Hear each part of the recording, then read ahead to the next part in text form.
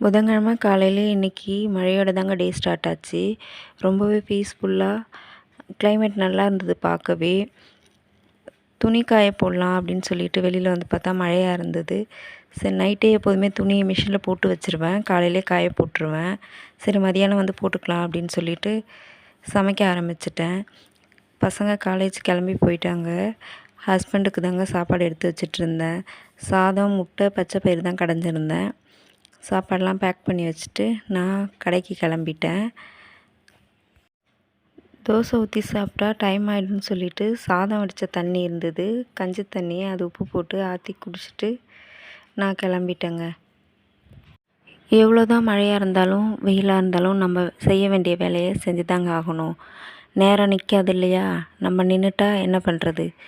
அதனால் நம்ம வேலையை நம்ம பார்த்து தானே ஆகணும். நம்ம கிளம்பியாச்சு. இன்னொரு வண்டி ரிப்பேராக இருக்குங்க, சர்வீஸ்க்கு விடணும்.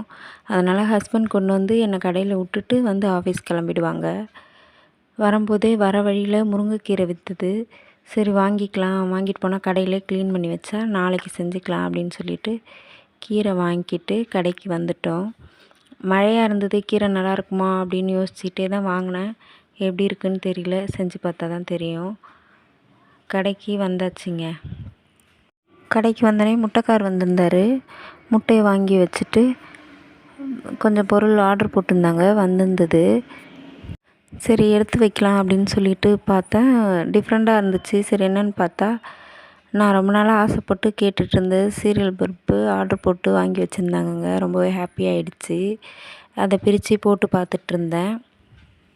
சாப்பிட்லன்னு சொல்லிவிட்டு இட்லி வாங்கி கொடுத்துட்டு போனாங்க. அதான் சாப்பிட்டுட்ருந்தேன். மேக்ஸிமம் சாப்பிட்டு வந்துடுவாங்க, எப்போயாவது தான் சாப்பிட மாட்டேன்.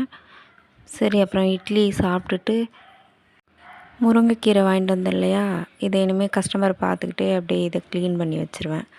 நாளைக்கு வீட்டுக்கு போனால் செய்கிறதுக்கு ஈஸியாக இருக்கும். இந்த வீடியோ உங்களுக்கு பிடிச்சிருந்ததுன்னா லைக் பண்ணுங்கள், ஷேர் பண்ணுங்கள், சப்ஸ்கிரைப் பண்ணுங்கள். தேங்க்யூ.